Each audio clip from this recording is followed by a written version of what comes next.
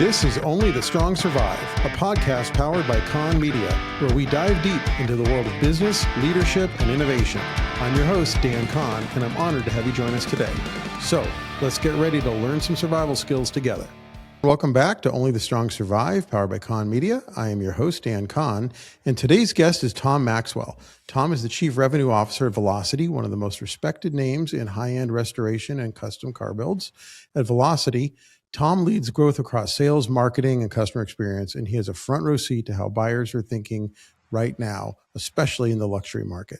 What's changing, how demand is moving, what it actually takes to build real momentum and sales in today's market. So Tom, welcome to the show. Thanks for coming on. Thanks for having me, Dan. It's good to be here. So for full disclosure, you and I are fortunate enough to work together, and we've worked with Velocity for a few years now, and it's been really fun to watch you and your career arc, but also to watch the company grow over time and to really, I think, a pole position in the resto-mod market. Tell us a little bit about how you got started, how I know you were involved in this industry before Velocity too. So give us a little bit of your kind of backstory. Sure. Yeah, it's a long story, but the shorter version is I never wanted to do this. Never had any interest in cars when I was younger, and really avoided like getting muddy. So the idea of being in the 4x4 industry, which is the majority of what we do, was crazy to me. I have a degree in creative writing. I went to university and originally I wanted to do some acting, but then ended up wanting to kind of do writing. So kind of got my degree doing that, and had a business on the side doing some marketing and making some websites and things like that. And learned pretty quickly on that whilst it was good for beer money, it wasn't ever going to be like a long-term thing, and needs to go and get a real job. Interviewed for, I don't know how well you know the UK, Dan, but interviewed for a real corporate job in Basildon about 6-7 months before I was graduating, and like it was just grey. It was monotone. I just realized like, oh my God, I really don't want to go into like the standard corporate world and do that sort of thing. So I came back and started looking for sort of jobs that I could do when I got out of university, just to work out what I was going to do next. And applied for a job in the middle of nowhere. I lived in Somerset in the south of England, and it was this little shop in the middle of nowhere at the time called Land Rovers UK, and they were kind of doing some basic stuff, what I thought was just kind of a mechanic's garage for Land Rovers, but got down there, and it was almost like that scene in the Gene Wilder version of Willy Wonka and the Chocolate Factory, where the factory is revealed and they go through the door, and it was like, oh, this is really cool. So there's all these Land Rovers being built and people working on things, and I was just fascinated by it. And so fast forward 10-11 years and haven't stopped doing it since. I started with standard sort of modification restoration of Land Rovers, then got into the actual resto mod space, had my own thing for a little bit, and then met Stuart, the owner of Velocity, and that was about 3.5 years ago. Yep.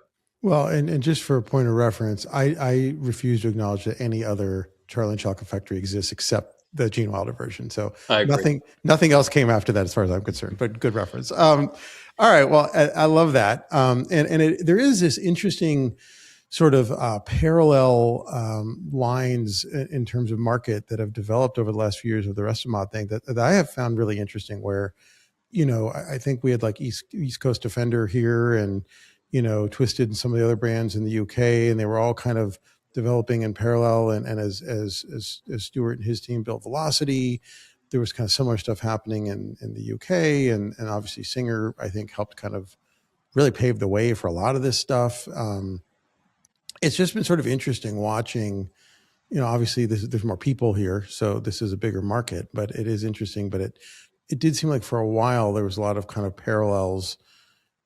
Do you think that's still the case, or is this just such a bigger market that, do the UK brands want to get in here? Yeah, I think if you ask anybody, it doesn't even have to be resto mod, but like in niche automotive, small batch manufacturing, things like that, the big blue ocean is the American market. I don't see that. More recently, we've seen increased inquiry from Asia, and so obviously there's massive car culture over that side of the world. There's some things to do with importation and things like that make it a little bit more complicated. That's definitely like a growing market for us. But yeah, America's always been the biggest thing, and particularly with Land Rovers, because there was such limited true homologation North American spec vehicles. It was, at the time, it was super desirable. It was seen as rare and exotic and cool. So I think that's why there was a big growth. There's been huge growth over the last 10 years of people. There's probably 30 brands now that say they specialize in doing defenders, and of course there's a couple of different people that do Broncos and things like us too, but it's definitely grown. I remember when we first started, it really was like the idea of like modifying something from an original vehicle was kind of sacrilege, right? It was, you go to a Pebble Beach, you do concourse, Mm-hmm. if nothing's matching, if it's all mishmash, it's not going to win any awards. It's kind of seen as horrible, right? It's like the black sheep. And now it almost feels like, with more recent, whether it be Barrett Jackson or even Christie's and some of these vehicles that are being auctioned, the resto mods are actually bringing more than, in some cases, than an original, restoration, even a Concours level restoration. So it's been interesting to see consumer sentiment change and enthusiast sentiment change over the past 10, 11 years. Yeah. No, you're absolutely right. And I think it's interesting. I literally just talked about this like an hour ago on a call that, and certainly I think Velocity also had I think Velocity has also in part moved the market a little bit, which is cool. Anytime a brand can actually shift sort of consumer sentiment. But there's this thing I've noticed as well that you're right. Not only has there been a normalization of the resto mod movement, but also I would argue that before sort of Velocity, Broncos, and now your full product line and everything else, and there's a lot of other kind of companies that are kind of trying to kind of ride some coattails maybe. The four-wheel drive thing was pretty niche. It was really like enthusiasts that were kind of guys with dirty pants that would go four-wheeling in Utah kind of thing. And that is not the case anymore. It really, and I'm curious what I know you interface with a lot of your customers a lot as the head of sales and marketing. Are these people really going off-roading, or is this like they like the look, they like the option to go off-road? Because it is a very upmarket program at this point. Right. Yeah, I think the thing with the Defender, what I found really early on was it was the idea, it was the dream of how they would use the vehicle rather than the actual use case of the vehicle itself, and that's like any, a lot of automotive purchases is, if you're an enthusiast, you're thinking, what does this say about me, right? And so for sure, like in the 4x4 market, people think they might go and do things like that with the Bronco. The quintessential thing is, and our customers do what I'm about to say, but I'm going to take it on the beach. I'm going to load Right. stuff in the back of it. I'm going to take the kids down there. But they're not going How to often Moab and, right. right. How often they actually get that stuff is maybe a different situation, but I think the actual intent, at least from a mind's eye perspective, is always there. And we do have, I mean, I can tell you some stories. We do have some customers that do actually drive and really use the trucks. We have one customer in particular, bless him, really nice guy, bought a couple of vehicles from us. He bought an F-250 from a single cab bump side truck, and he's got a ranch out in I think it's in Montana somewhere, and he took delivery of it. Within like 2 hours of delivery, he sent me a video of him doing donuts in a field in his truck and just having a whale of a time. And then like 3 months later, he called me up. He said, "Tom, I've made a bit of a mistake. I was going too hard with the truck and I put it on its side." And he come through a field, a hedge line between two fields, and he hit a rut, something like that. And he was driving super fast. I mean, the guy just goes crazy with it. And he anyway put this truck on its side, sent it back here.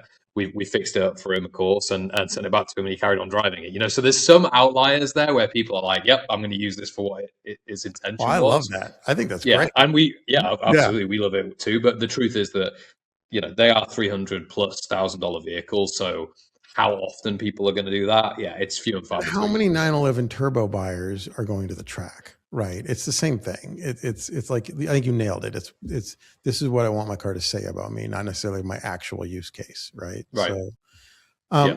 I'm curious. So to back up a little bit, so you're the CRO, the Chief Revenue Officer, but it sounds like you had a degree in writing. And how, on this show, we've interviewed 70 people or so at this point, and it's actually pretty rare to talk to somebody who got a degree in the thing they ended up doing.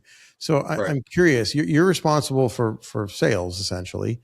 How did you go about learning how to prepare for that? Did you just kind of figure it out? Did you have mentors? Did you take classes? Like, how do you learn how to close? How do you learn sales strategy? Where did that come from? Yeah, I've never, like, full disclosure, I've never done any sort of like sales training or any sort of course, and that's not to disparage those things. I think we have sales staff here that we put on courses and training, and there's a lot of value. The truth is, I spent a lot of my uni years not doing anything to do with my degree. I did write some stuff. Like I have a degree. I got my degree, but I spent a lot of time on the internet. I spent a lot of time interfacing with people, building websites. I played a lot of online video games, like you do as when you're like 18, 19 years old. But in some cases took that pretty seriously. And I think with a lot of these, especially earlier in my career when I was selling cars from the UK, almost all of those vehicles were going into America. So I was really used to socializing with people like we're doing right now on calls, and so I think kind of what I'd specialized in is understanding how I can like build a rapport with somebody without actually ever meeting them in person, even not even being on the camera, just being over the phone, hearing a voice. So I think there's a bit of that. My doing a little bit of acting. Honestly, all sales is acting. You have to understand. You have to be a bit of a chameleon. You kind of have to you know relate to every single customer, and that can be as simple as finding common ground on a hobby, but it also can be as nuanced as changing the tone of voice or the speed of how you're talking to kind of come down to that level or come up to that level or whatever. So I think there are all those things. The biggest thing that I've learned and that we try and train into our sales guys here though is you have to be passionate about what you're selling and you have to have the knowledge. And then the truth is these guys that are ultra high net worth, they don't like to be sold to and they don't need to be sold to. If they're passionate about it, they're going to want to buy from you. What it's then about building trust, and that trust comes from, can I answer the questions? Do I have a lot of knowledge about the product? And also, am I equally as excited about this as they are? And if you match that level, they're going to want to buy from you. Yeah. I like that. I wonder, do you focus more on like closing deals when you're meeting with your team, or is it more about systems, scalability, that kind of thing? Yeah, it used to be. So we've made a change in the last sort of 6 to 9 months. It used to be that we had a couple of salespeople, and I personally was doing quite a lot of sales. In this industry, I think it's completely understandable. A lot of people, when they're going to spend this much money, they want to interface with a senior executive in the company or the owner of the company. They want to have that relationship. So what we'd struggled with, and I've struggled with it for the past 10 years, is how do you in a leadership role, how do you remove yourself from that? And how do you start to train people to kind of do that same thing and have that same level of almost authority from a Mm-hmm. customer's perspective so they feel important, right? So we made a change from a smaller team and we actually began to hire regional sales directors. So we now have 4 regions. We have 3 sales directors. We're hiring for a 4th region right now, the Northeast. And those guys basically almost run their region like their own P&L. So they have a budget, they have responsibility over their region, and they're interfacing with their customers almost like they're running their own little business within that area, and so that gives them the authority that maybe other people here and haven't had before. That was a change for us. So now what it used to look like is either I was on the phone with people or I was like helping close deals verbally. Now a lot of my time has shifted to understanding, okay, behind the scenes, like what does it take to actually close a deal? What are the stages between deals? What's our lifetime and cycle from a lead to a customer? What's the data behind that? And then after that, what's the lifetime value of these customers? And how can we upsell them and things like that, as well as obviously being consultative with the regional guys on, hey, what are you coming up against? What problems are you facing? What questions are you being asked? And we're constantly training. We launched 2-3 new products in the last like 12 months. So there's also that where they're learning stuff. We had the acquisition of Classic Recreations. Obviously, that meant that there was a whole new learning phase we had to go through. But it's shifted pretty significantly for me in the last 9 months with these hires. Yeah. So let's talk about velocity for a second before we switch back to sales, because I do want to get more into that. And that I thought that was really interesting what you were saying about about systems. Give everybody who has not heard of velocity, give us the elevator pitch. What is it? What do you sell? What do you build? Why should they care? Yeah. Okay. Velocity was founded 15, 16 years ago. And the easiest kind of memo that I can give on it is Velocity is the largest sort of American resto mod producer, I would argue, in the world. The company started on Broncos. So the kind of real backbone of the company was built around the 1st-generation Bronco and was founded by Stuart, who's a new ex-nuclear engineer, who's a submariner in the Navy. Got out of the Navy, was flipping houses for a little while, and then the crash happened. So kind of lost everything and was forced to sell a single Bronco that he built with his wife at the time, and made a few bucks selling that Bronco, and realized, classic American dream. There might be something in this, and maybe I can grow it and scale it. And so one car became three, and then three became six, and started hiring people and grew into bigger and bigger organizations. So that was the earlier kind of phase of the business. The real growth has come in the last sort of 6 to 7 years. I think COVID really helped velocity. Stuart's genius, in my opinion, and what one of the USPs of the company is the build time and the build structure. So if anybody's ever built a car at home before, or they've tried to build a custom car, I'm sure a lot of your listeners do, you come up against all sorts of things. You don't know the quality of the vehicle you're starting on. If you're going to buy a donor, you can't get parts, you get distracted by things, there's too many options. What suspension do I use? What brakes do I use? All that stuff. So Velocity really streamlined those options into, hey, you can pick your colors, you can pick your interior, you can pick from a laundry list of sort of 20, 25 things.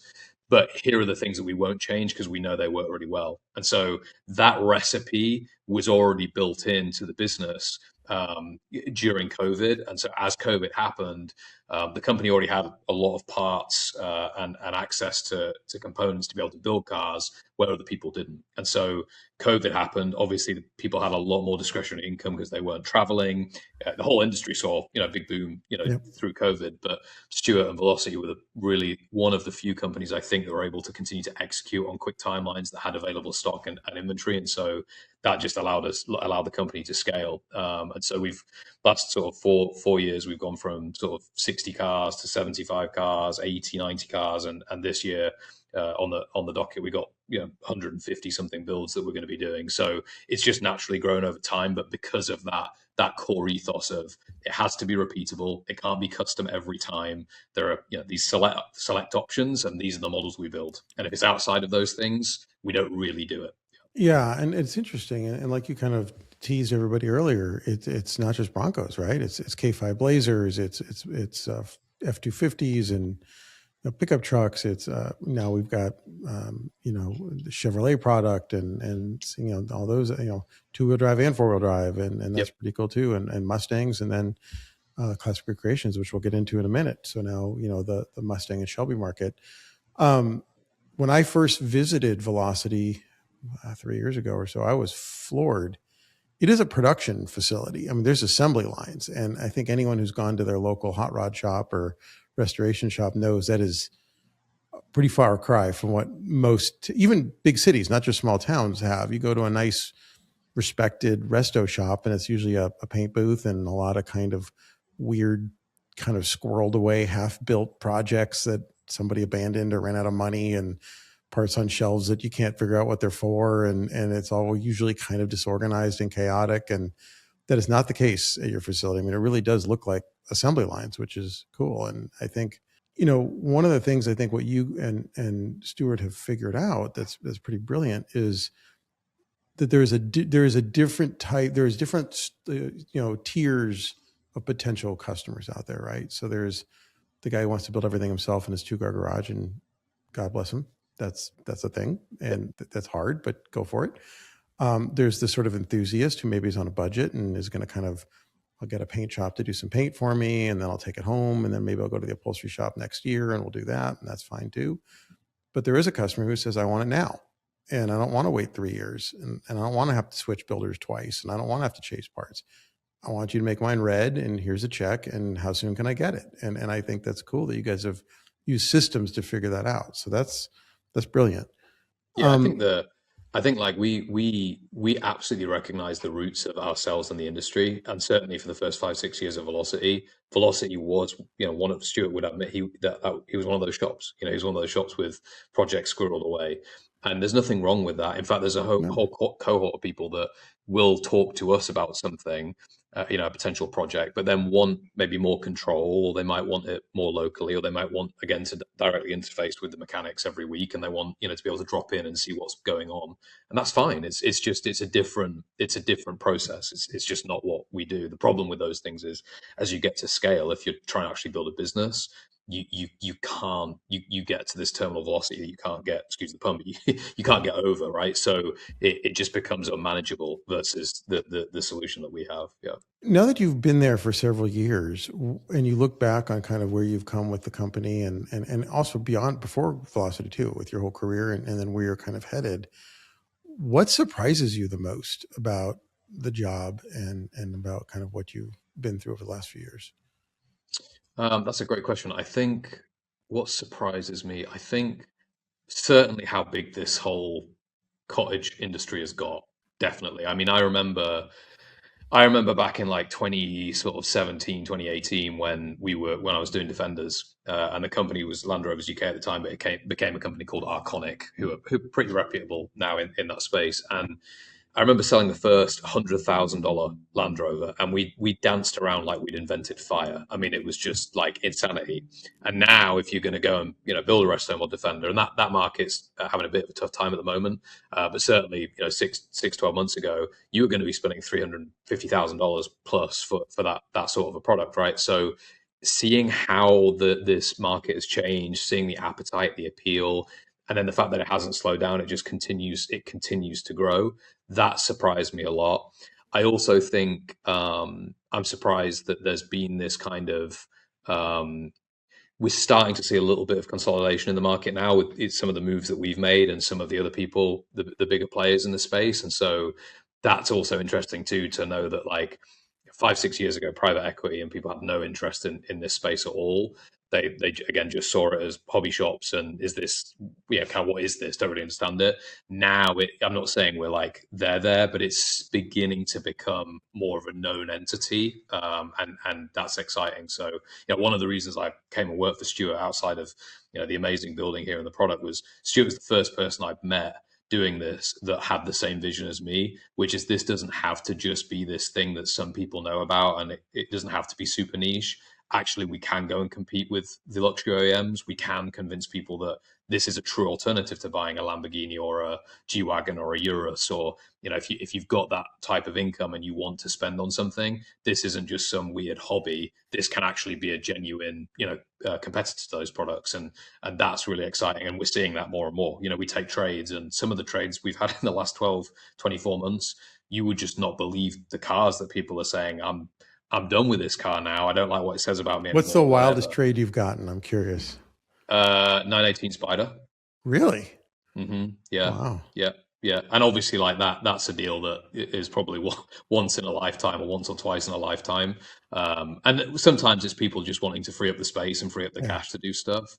But we, regularly Range Rover products, G Wagons, done a number of Porsche products, a more standard Porsche product, 911, stuff like that, really frequently. Ferraris, Aston Martins. I mean, basically almost all of the major luxury OEMs, we have had one or two that have come in. We don't retail those, right. but people are moving to get out of them, and I think it's because of what they say maybe, or what they feel they say about the person. I mean, that's another beauty of take a Gen 1 Bronco, but anything that we build. If you take a Gen 1 Bronco to the Winn-Dixie up the road here, and we're not necessarily in the most affluent area where we build these vehicles, nobody judges you. What they actually want to do, doesn't matter what background they're from, they just want to come and talk to you about the truck. My granddad had one of these, I grew up with one of these, and everybody's got a story. It isn't quite the same if you're driving the red Ferrari. Not that there's anything wrong with Ferrari, but it's just not, you maybe don't have the same. No, I get there is a universal appeal to it too. I think, my wife could care less about cars. She's married to me for almost 20 years and still nothing has rubbed off, does not care at all. But when we see a first gen Bronco, almost every time she'll say, that's really cool. So there is some sort of universality to it that I think there's no judgments, right? It's just like, hey, that's a cool car. So yeah, I get it. Well, speaking of cool cars, I teased this a little earlier. So you guys have made an acquisition. It's one that I've got some history with myself. So explain what is Classic Recreations, where to come from, and what are you doing with it? Yeah, I mean, Classic Recreations, and I'm kind of looking at you, knowing that you probably know more than me about the earlier story of the business, but basically specialized in Shelby Mustangs. And the interesting thing for us was the carbon fiber GT500s and that play. And we I think Stuart had we looked at the business sort of 3 or 4 years ago, as a potential partner, and Stuart personally has always had a passion. He would tell you his dream car growing up was a black and white GT500, so there was that interest there. But they were well known, really well known in the industry, and they built a really good product, and so when basically this bankruptcy happened, it made sense for us to at least consider, what it was there something to do, and when we got the announcement, of course, the first thing is, what's going to happen with the customers? Because the truth is, it's really just not a great situation, when things go wrong. And I don't think there was ever any malice or bad intent from anybody involved in that organization before. The problem is, this industry is hard. It's hard to build cars, and sometimes things happen. So, first thing we wanted to do is understand what's the situation with the customers, and is there a way that we can forge forward to complete the cars? So, we went through the process of acquiring them through bankruptcy, got all that done. We renegotiated with Shelby because they were Shelby licensed for a number of different products. We were able to retain all of those licenses and continue there to get allocations for the cars. And then I had the not fun job, as you can imagine, although I've now met some incredible people, of working through those existing customers and basically calling every single one independently and saying, hey, this is what's happened, and can we work out a way to continue to finish the cars? Yeah. So it was founded by one guy. He sold it. The group he sold it to had some challenges, took it into bankruptcy. You guys bought it. And you're literally calling all these customers who have deposits in saying, hey, we're not responsible for what happened before, but we want to help move forward. Yeah, that's right. That would be an intimidating phone call to make. How many of those did you have to make? I'm assuming it was quite a few. Almost 50, wow. Maybe slightly more. Yeah. So we couldn't, we couldn't work out with everybody. Unfortunately, there was some of the contracts that just, and again, I want to be very clear.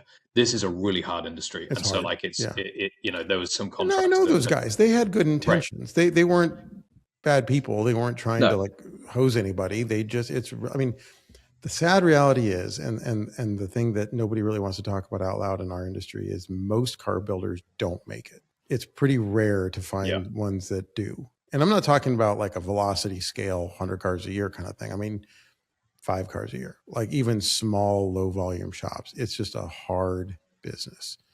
So, a lot of these guys, it's a labor of love. They're doing it and they're not even paying really themselves, and they're just working out of the shop and they're doing it. So I think there was old contracts there that had been going for a long time that just, I think the customers completely understandably were just kind of tapped out, and maybe the prices that they were quoted originally are not the prices now that it costs to make things, and that I talk about Velocity's kind of USP of this repeatable process. There wasn't quite that in Classic, so there was a wide array of different specs and levels and things that had, I think, caused some confusion. So not everybody wanted to continue with us, but about 50-60% of the customers did, which is great. And so we're booked out through Classic till the end of 2027. The new cars, we've already sold some new cars to existing Velocity customers and some net new customers, which is really exciting as well. I think it says a lot about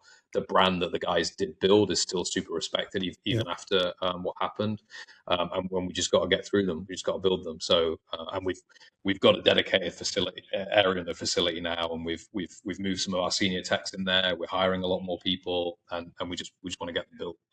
That's cool. That's really cool. And I talked to Stuart about this a few times when that acquisition was happening, and I think it was even in the press release that one of the things that, because I was not really all that involved with the second group, a little bit in the beginning, but I was very involved in that company under the first owner. And what I think you guys did with this acquisition is not only did you help those customers, get something for their money, obviously, like they put deposits down and maybe that didn't carry over or whatever, but they're going to get a car at the end of the deal. They're going to get a car, and that makes them whole, which I think is admirable.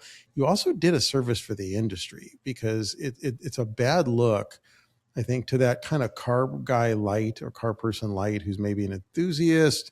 They're not going to the SEMA show. They're not buying parts out of a catalog, but they do like vintage cars. They have some money to spend. They're trying to weigh, do I go buy the new 911 Turbo? Do I get the new Aston Martin? Do I go get this cool resto mod? if they have a terrible experience and get burned and never end up with a vehicle, they're never going to look at a classic car again. But if you can come in and help solve the problem, if you can give them a car, the first time they show up at a restaurant, or they take their wife out on a date, or they go to the country club and everyone freaks out about how cool their car is, that person's hooked, right? And they're probably going to buy another one. And that might be good for velocity. That might be good for a different builder down the road. Like, that's good for everybody. So kind of salvaging this thing instead of letting it just sort of immolate, I think is really good for everybody. So I'm glad you guys did it. And hopefully you are too. I think the sometimes and it's understandable, but sometimes the perception is obviously these vehicles are expensive, and so the people that are buying them obviously have discretionary income and wealth that mere mortals like you and I don't have, right? Don't understand. I think though sometimes that can be confused with a lack of passion. Though, they're just buying it because it's expensive. It's so far from the truth. It doesn't matter what background these guys have. A lot of them, they're their own founders themselves. They've exited their own businesses. They've worked really hard for this, and they've all got a dream car.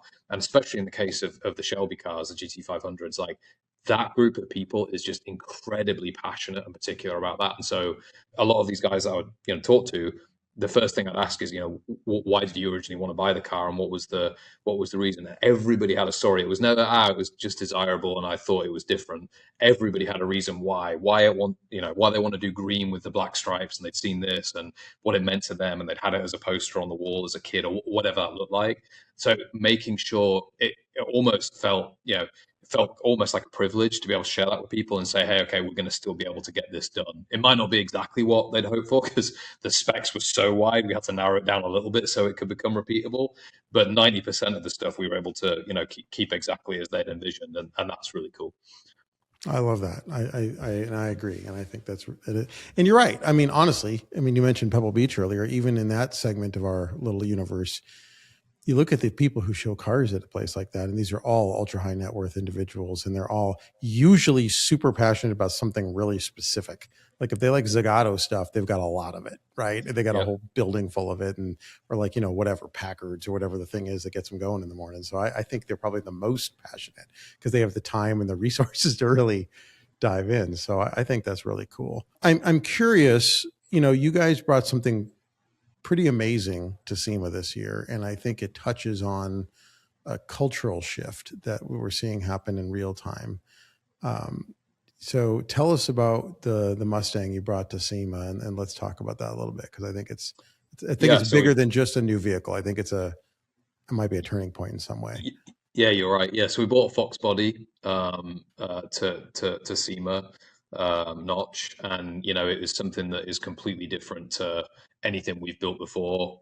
Not just in terms of obviously it's a newer vehicle, which sounds silly because it's still a late 80s, early 90s vehicle, right? But a newer, in quotation marks, vehicle, but actually it's just a different audience, a different buyer entirely. And it kind of felt like a little bit like we were restarting again from, where the company was 10 years ago when people were saying, how much for this car? What, this is a car that back in the day you could buy for $5,000, $6,000 and, beat the mess out of and just have fun. So what?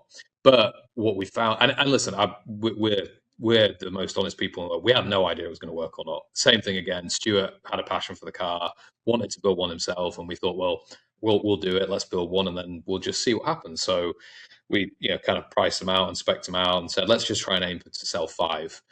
And if we sell 5, then maybe it's got legs. And if we don't, well, then that's okay. And we still built something really cool that we could show the world.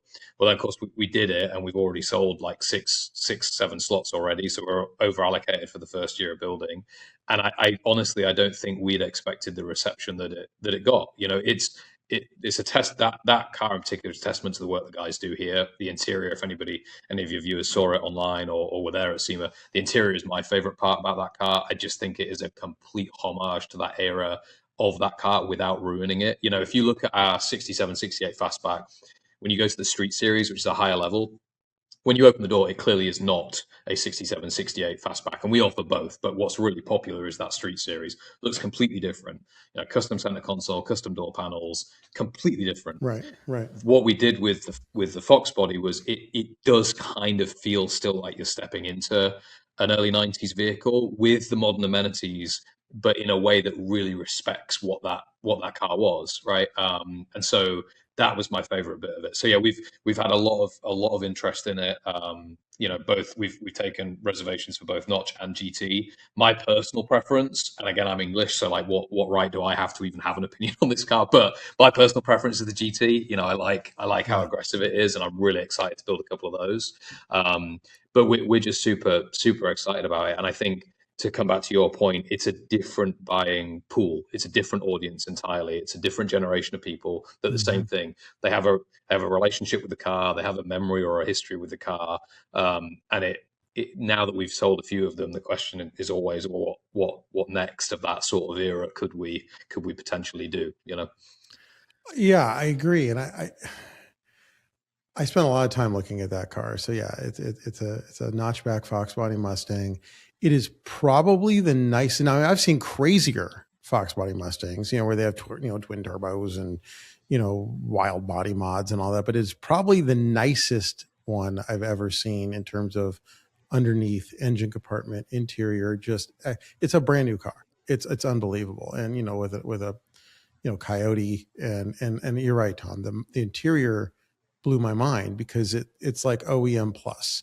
Because I mean, I owned several of those cars, and the interiors were garbage. I mean, they looked okay, but that was just build quality in the 80s and Right. early 90s for any Detroit. Chevy was worse than the Fords. Like there's a lot of plastic, kind of flimsy.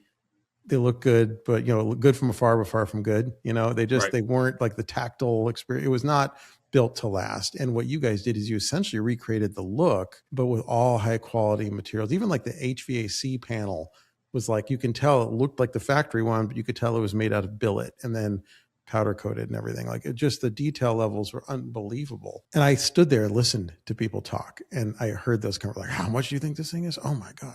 But then when they also talk about, at the end of the day, any of these things are about time and materials. And to execute at that level, that's a lot of time. And those are really Yep. expensive parts. So I don't know that anyone could do that car at home, even for what you guys are charging for it. So it's Yeah, you're right. Like, if I do the videos on our YouTube channel, and almost probably every other video there'll be somebody commenting being like, "I love the car." Yeah, almost sometimes they don't say that. Sometimes they're more negative, right? That's just the world. But they'll say something like, "I could build this for half the price in my garage." The truth is, probably if you wanted to like spend 5 6 years doing it right. and you didn't want to do anything else, yeah, sure, you maybe could do If you're something doing like all that. the labor yourself, Right. yes. You could But maybe if get you're close to it. subbing it all out, no way.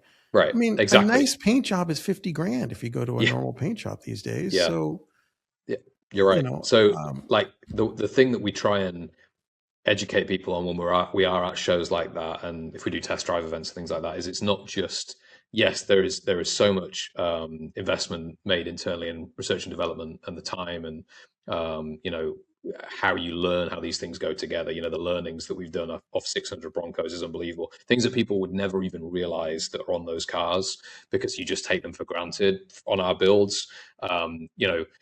You just don't see. But it's also about, for me, the ecosystem that the customer is entering into as well. So mhm. yes, you've got a parts element to a build, you've got a labor part to a build, but then when you work with a brand like Velocity, you've also got the other things to consider. Vehicles hold their value really well because of our reputation. To maintain a Mhm. reputation costs marketing dollars. That's just the truth. You also got to service your customers correctly. And They all come resale. with Your warranty. cars hold their value really well. Yep. Yep. They all come with warranty. If something does go wrong, we stand behind our product. That's got a cost to it. Just the facility here, there's an overhead there, but it means that we're not going there anywhere. Sorry. And so the security that we give for the customers too, the brand gives to the customers, I think has a lot of value add as well. So Who's the customer for that car? Is there kind of a demo? Is it a wide range, or is it kind of specific? we're seeing it's still people from all sorts of different backgrounds, but the actual average, and listen, we've only sold sort of 5 or 6 of them, but the average age is lower Okay. immediately. Yeah, they're just slightly younger, right? Generationally or whatever, they're just like 10, 20 years younger, and that's just where I they are. think Yeah. well, I think Stuart and I are probably roughly about the same age. And like for me, when I was in high school, uh, the Fox bodies were new, and like a 93 Mustang Cobra, I had never seen one. But like that was like the coolest thing I could imagine, right? Like that was like if you saw one at a car show or something, you're like, wow, that's amazing. And then like OBS Chevy pickup trucks, that was a new vehicle back then. Like my dad had a 92 454 SS, which was a turd, by the way. They were not fast, even though they look cool. But like those were a little more affordable, but also new. And like, a high school kid couldn't afford a new truck. They couldn't afford a new Mustang. And that was cool, right? That was what we wanted. And I remember growing up, because my dad, graduated from high school in 1965. So for him, like his dream car was like a, 55 Chevy. And eventually he bought one when he could afford it when he was in his 40s, decades later. And I think for guys in their 40s, Fox Body Mustangs, really cool, OBS Chevy trucks, maybe, Yep. 911s of that era. That was the dream vehicle you couldn't afford when you were in high school. So now when you're 30s, 40s, early 50s, like, hey, I want the nicest one I can find, which I think is probably the bring a trailer business model too. Like, I'm just going to go buy the nicest one on earth, right? Like I want Sure. to, and if you can't find that, then buy it from Velocity and get one that's actually modernized and fast and Right. actually works properly. Right. Yeah. Well, yeah, you hit the nail on the head. I think not so much with the Fox body, just because inherently with it being a slightly later, build, the quality from factory was, interior, like you said, was not great. But in terms of fit and finish and the way the body was produced and things, different to a late 60s, early 70s Yeah, and they vehicle. had fuel But injection and overdrive transmission. I mean, they had some basic stuff yeah, sorted out by then.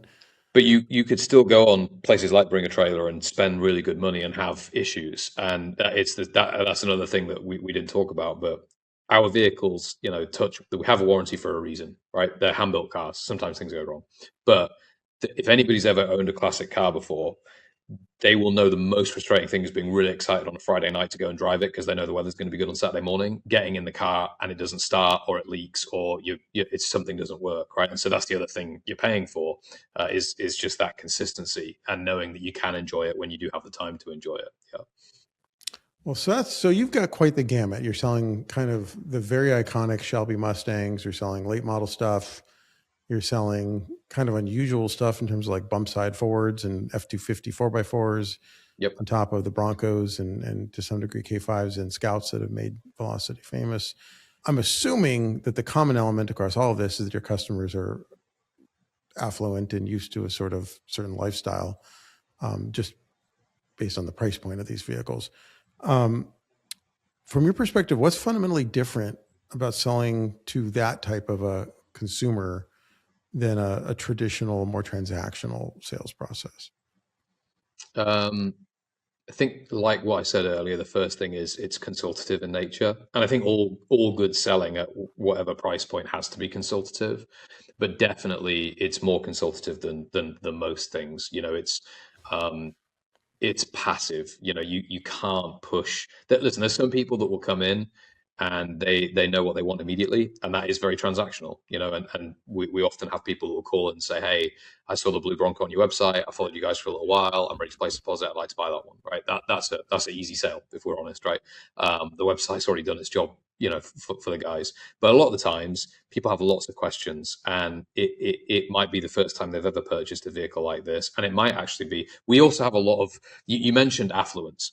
I think there's lots of different types of affluence. One of the most surprising things about Velocity compared to my background and what I was doing before was there is a lot of blue collar affluence in Velocity's customer base, as well as white collar. And what I mean by that is we have this real wide range from people that are literally billionaires, that buy the vehicles, all the way to people that have maybe had even a $3-4 million exit, sometimes less, of a family-owned business or something they've built themselves, and this is the one thing that they're going to treat themselves to, as part of that, as part of their exit, right?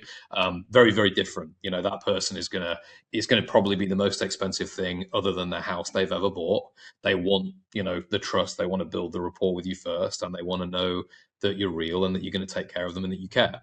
So it's definitely consultative. You definitely have to be passionate. Like I said earlier, you have to have the knowledge. That's the truth, and it's something that even I struggle with. Every time we build a new model, I would say that I know a lot about cars, but I don't know everything about the Fox body yet. 100%. There's very specific nuances around that car, and there's fan bases for the notch for various reasons that I'll never understand. And so you have to really learn the product, because the customer definitely is going to know a lot about the product. Mm-hmm. Um, and then I think it's just a case of understanding these guys. they will move at the pace that they want to move. And so even when we're lucky enough that we have a very consistent sales cycle, but even in the times where we are trying to hit a goal, with car sales at the end of the day, there might be a month where we need to, sell a couple at the end.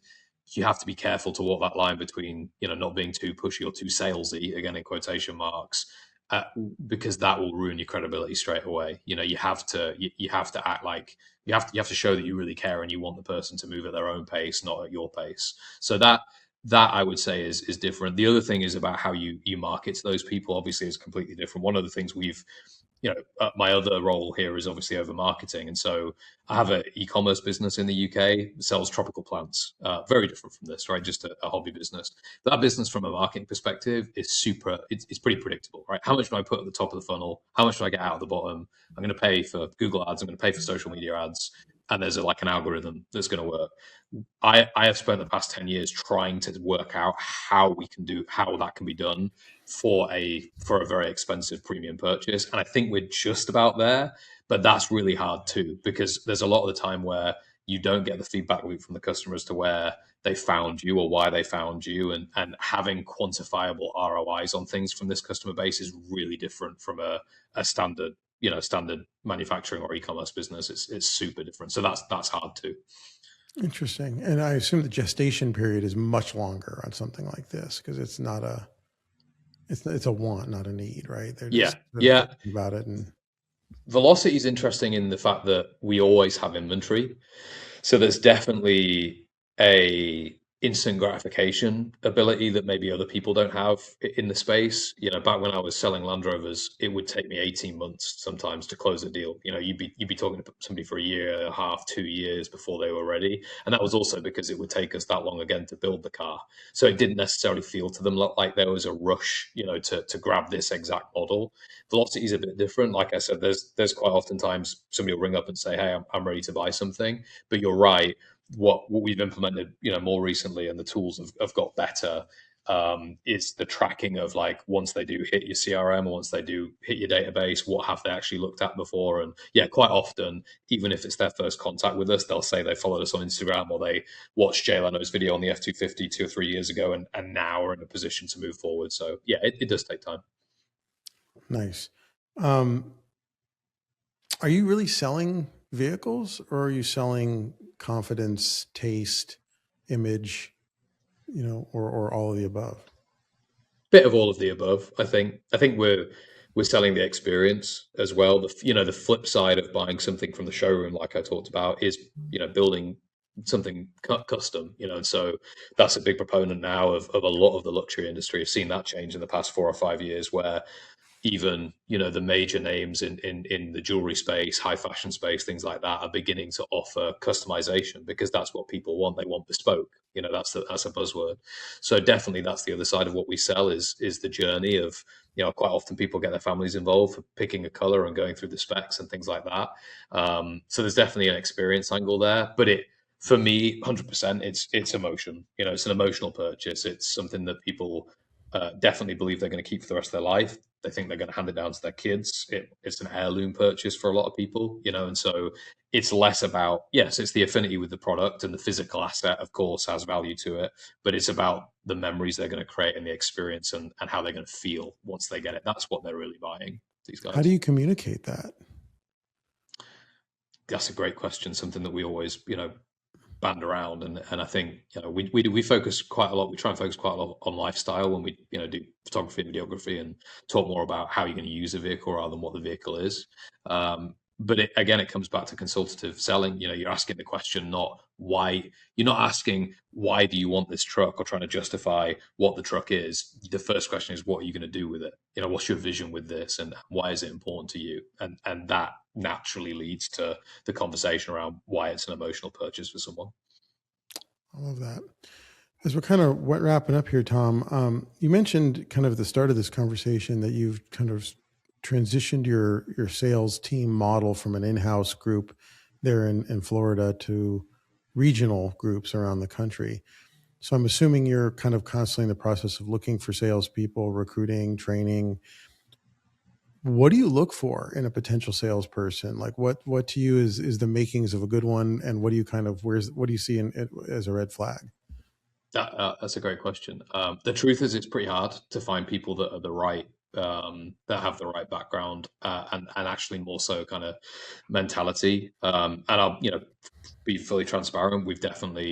I've learned in my time doing this that I've taken a few missteps. We've hired people before that have absolutely incredible CVs, resumes, that are great people, but selling this sort of product is different from selling a Ferrari or a McLaren. Those marks have years and years and years of brand value that a Velocity doesn't naturally have. So that can be challenging. We look for people that haven't necessarily sold like just high-end vehicles, but we're looking for people that have sold high-end experiences or products in general. So, one of the guys that we hire, he's from the kind of luxury timepiece background. If you're going to sell a $50,000-$100,000 watch, you better damn sure know the history of that watch and what makes that watch special, and all the same things, right? So we look for people like that, and then a lot of it is around communication. We look for people that are good speakers, that are confident, that are willing to get out and talk to people. We, up until the last 6-9 months, almost 95% of the sales we made, we never met the customers, right? So most people would never come here. They don't come to the shop. They just buy over the phone. Where we've hired the regionals, part of that growth plan is to actually get in market and do test drives and go to events and be social, to get the brand out there and to show people what the product's all about. So we're looking for people with that sort of background as well, that aren't just, in an office, but have run programs and done events and things like that. That's pretty key to next year. But it's tough. And we have a relatively rigorous training program that we put people through. It starts with the process and the product knowledge, because you have to have that, like I've talked about. And then it ends with, here are some of the more emotional drivers like we've discussed, and here's maybe how to connect with people, and also working with these guys to work out what's important to them. Is it their family that's important to them, and how can they then use that to connect with the leads that they get and stuff like that. So it's tricky. That's the honest answer, is it's tricky. Huh. Very interesting. And as we kind of wrap up here, as you look back on your career up to this point, what do you think your biggest mistake was, and what did you learn from it, and how would you sort of apply that moving forward?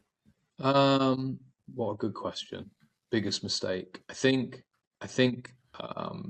definitely, listen, if I'm straight honest, earlier in my career, understanding how hard it is to build vehicles like this. And, I had a business that's still going, but ultimately took, a lot longer to build cars than Velocity does. And it was affected by, COVID and supply chain issues. It was based out of the UK. But one of the biggest problems I had was just this scope of what people wanted and saying yes. So I definitely think earlier in my career, allowing people too many options. And at the end of the day, when somebody's talking to you about spending 250, 300,000 plus on a product, whatever that product is, it's very hard to say no to people, especially if you haven't done it much before. And of course, people have a right to ask, and they're paying really good money for stuff. So that is definitely something I learned, and it's part of the, I have a lifelong respect for Stuart here, not just because, I work with him, but also just as somebody that's tried to do this myself before. It's really hard to get to this scale and to be strong enough to be able to say no, and this is the route we're going to go, and this is how we're going to build them. So that would be one of the things that would come to mind. And then I think the other thing is, just on the question you asked around staff. Earlier in my career, I really tried to look for I don't know what the right phrase would be here, but I looked at the resume rather than the person, and so I was trying to hire people that on paper felt like an amazing fit. Whereas we've got people working here now that have never touched a car in their life, like I started, and I should have known better, because I knew nothing when I got started, but have no core interest in products, but do have an interest in people and good customer service, and they stand for the right things and stuff like that. And I had to learn that the hard way. Had 2 or 3 people that were very well paid and had incredible backgrounds, but just weren't the right fit here. And I'm sure you in your business, you've made some hires before that have cost you time and money, and that's challenging too. So hiring the right people and not rushing to hire the wrong people, I'd say, is a mistake I've made previously too. That's a great answer. Tom, really appreciate your time today, and really enjoyed hearing your story. For people listening who want to follow Velocity and see the work you're doing, where should they go? What should they do?